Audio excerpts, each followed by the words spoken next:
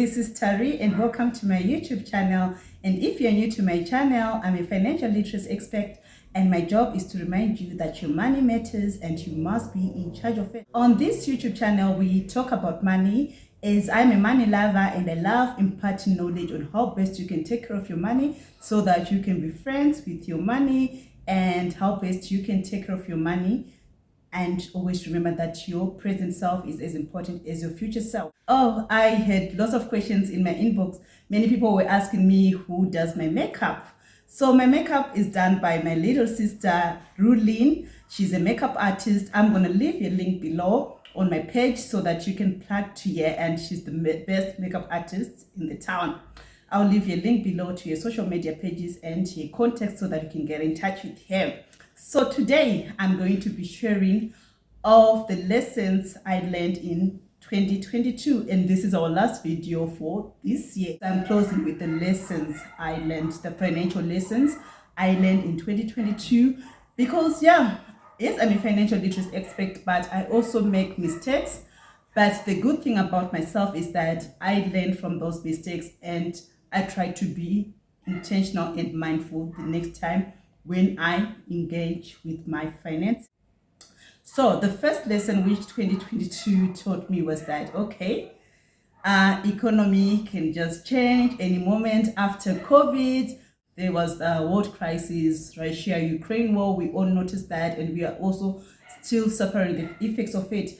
Because of that, the economy wasn't that stable, and interest rates, they've been rising like crazy this year. I don't know how many times interest rates were increased. With that, we noticed that, when interest rates were increased, which also means that many things started being a bit more expensive. Like if you got mortgage or a bond, you know that when interest rates increases, it also means that it's also another expense to your bond, because it's going to increase with that whatever. If they increase with 75 bases, 50 bases, that means you're adding 0.5% or 0.75% to your bond interest, and that's more money which is going to come out of your budget.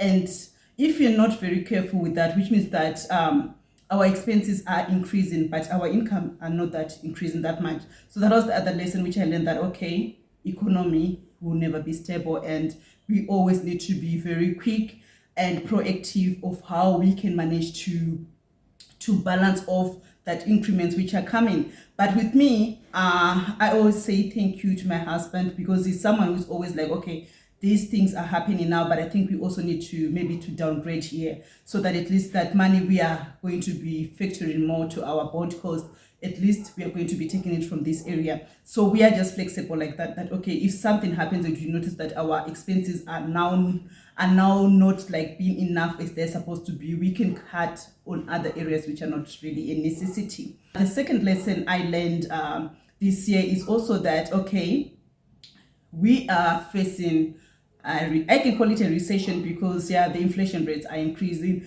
and the cost of living is just becoming so high, very high.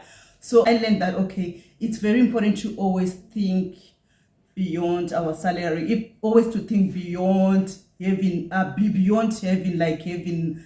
one or two multiple streams of income, but having more streams of income to better our lives. Because we noticed that fuel costs at some point, it went up to like 25 rand a liter for petrol, which was just too much. It was just too much, like to drive to go anywhere. So I think with this cost of living also increasing, the recession we are living in, I think it's very important for us to be flexible. Like this year taught me that flexibility is very needed. You don't need to be very comfortable in the places you are. If things are so expensive and you feel like that, you now being aged to go borrow money or to take a loan for you to sustain your lifestyle, then that will not work. I would rather like downgrade. So I noticed that it's very important to be flexible and be proactive. Like if things are happening and there are things where you can downgrade or even downgrade your car to a fuel saver car, there's no harm in that, because you are saving your money and doing best with what will suit your money. So that is another lesson I learned in 22, that we need to be very flexible and very proactive in making our decisions. And I also learned that in 2022, I need to be following my own lane, because I was born here on earth on my own, not with anyone else. So I need to be following my own lane. And with that, it also helped me that, okay, I don't get to do impulse buys or to do impulse spending on something I haven't like really planned for. So this year has taught me like to be very brave in saying no on things which are not on my budget, because sometimes family or friends, they can call you that maybe let's go for lunch, or there's a sale here, can I buy for you? But with me, I understood that, okay, this is I need to be working on my budget, because I put this budget for a reason. So if that was not planned on my budget, I don't hesitate to say no, that okay, maybe next time, but this time this is not on my budget, because I know that once I go off my budget, which means I might be end up borrowing, and borrowing is something which I don't love to do when it comes to my money, because now I'm a very different person from how I was before and how I was spending my money. So I'm very intentional when it comes to my money. You just need to be mindful. If it's not on your budget, then there's no harm in saying no.